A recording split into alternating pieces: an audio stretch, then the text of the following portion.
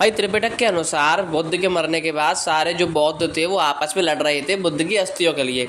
तब वहाँ पर एक ब्राह्मण देवता आए और उन्होंने उन लोगों में सलाह कराई और 8 हिस्से करे बुद्ध की अस्थियों के और उनमें आपस में बांट दिए और उनको लड़ने से रोका एक ब्राह्मण देवता ने।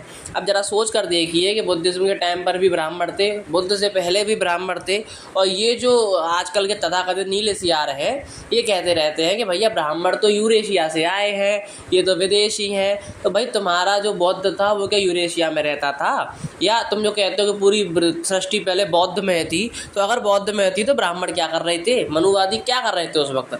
इस चीज़ का जवाब ये नहीं दे सकते। और तुम्हारे बौद्ध में इतनी ही ताकत थी तो अपने लोगों को लड़ने से क्यों नहीं रोक पाया? कहने को तो शांति दूत था बहुत बड़ा, वो ब्राह्मणों को ही आकर सुलह करानी पड़ी। यानी सीधी सी बात है, बौद्ध ग्रंथ भी मानते हैं कि ब्राह्मण ही ज्ञानी थे, वही सारी चीज़ें सुलह करते थे, लोगों में ज्ञान बांटते थे। कितने भी बौद्ध के साथ रह गए आत्मज्ञान। भाई त्रिपिटक के अनुसार बुद्ध के मरने के बाद सारे जो बौद्ध थे वो आपस में लड़ रहे थे बुद्ध की अस्थियों के लिए। तब वहाँ पर एक ब्राह्मण देवता आए और उन्होंने उन लोगों में सलाह कराई और 8 हिस्से करे बुद्ध की अस्थियों के और उनमें आपस में बांट दिए और उनको लड़ने से रोका एक ब्राह्मण देवता ने।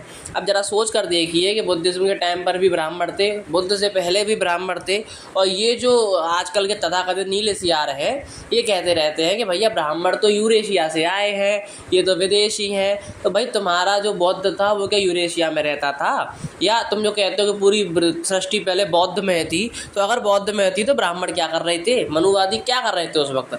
इस चीज़ का जवाब ये नहीं दे सकते। और तुम्हारे बौद्ध में इतनी ही ताकत थी तो अपने लोगों को लड़ने से क्यों नहीं रोक पाया? कहने को तो शांति दूत था बहुत बड़ा, वो ब्राह्मणों को ही आकर सुलह करानी पड़ी। यानी सीधी सी बात है, बौद्ध ग्रंथ भी मानते हैं कि ब्राह्मण ही ज्ञानी थे, वही सारी चीज़ें सुलह करते थे, लोगों में ज्ञान बांटते थे। कितने भी बौद्ध के साथ रह गए आत्मज्ञान।